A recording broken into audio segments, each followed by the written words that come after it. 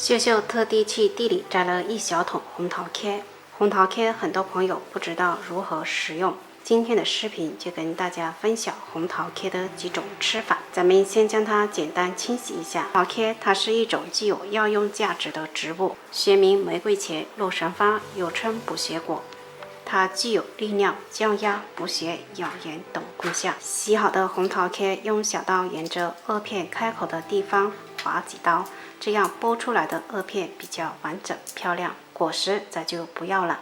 处理好的红桃 K 多清洗几遍，彻底将它清洗干净。洗干净的红桃 K 放入簸箕中，一半放在太阳下晒成花干，另一半分成2份，每一份500克。取其中一份放入开水中焯水1分钟，1分钟后捞出装碗晾凉。剩下的500克放入刚焯过红桃 K 的水中脱一下水，半分钟后捞出空水装大碗中。一层红桃 K 一层砂糖交替铺上，最后一层放上白糖，盖上保鲜膜，放冰箱腌制1晚上。焯过红桃 K 的水不要倒掉了，加点白糖也是不错的饮品。晾凉的500克红桃 K 放入破壁机中，盖上盖子打成泥，碗中留一点切碎备用。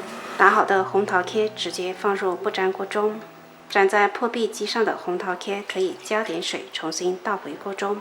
切好的红桃 K 碎同样也放在锅中，加300克冰糖。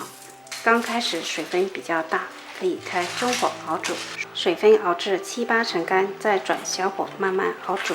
熬至像这样的浓稠度就可以了。咱们的红桃 K 酱就做好了，晾凉即可装瓶中密封保存。腌好的红桃 K 夹出放在烤盘上，将它铺好，放在太阳下晒至6、7成干，像这样就可以了。再撒上点白糖拌均匀，这就是咱们的红桃 K 果脯了。酸甜开胃，装起来可以慢慢食用。剩下的红桃 K 我晒了5天。这就是已经晒好的红桃 K 干，平时可以拿几片放在开水中泡一泡，放点白糖也是非常不错哦。红桃 K 的3种吃法今天就分享到这里了，喜欢的朋友可以在家试一下。